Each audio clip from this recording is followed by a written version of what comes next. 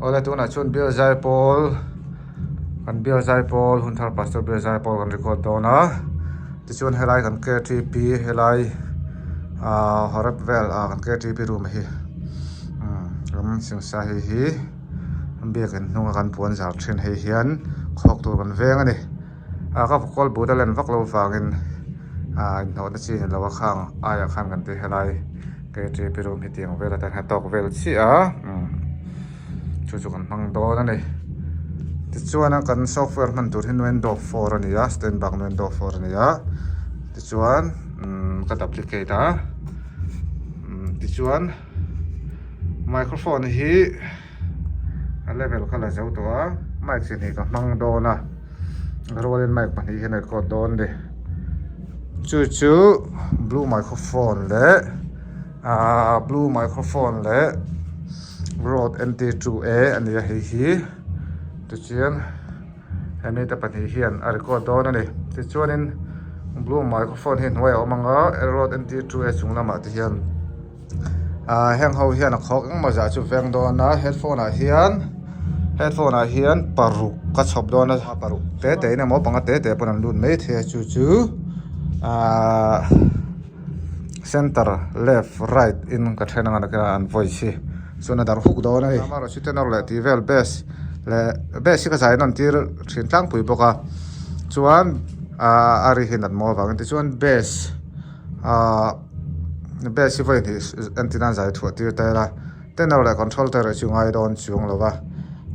zai na zo man vek kan tuma dari le chan ve a khian tan mang ka tu na khian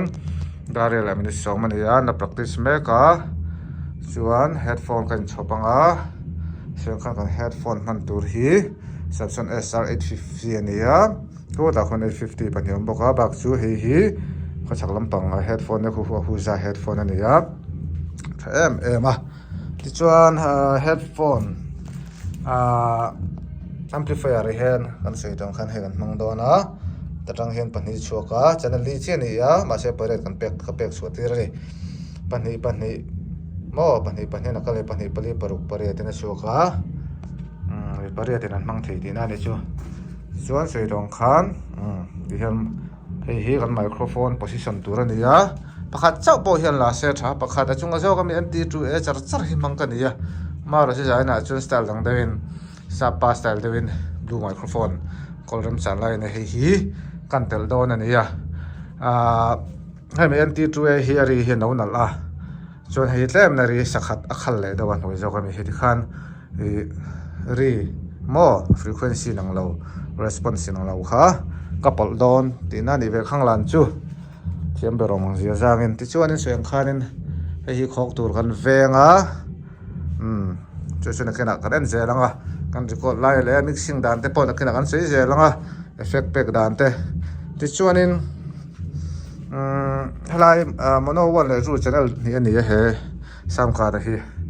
ti chuan ta hianin helai hi input ania ta hianin compressor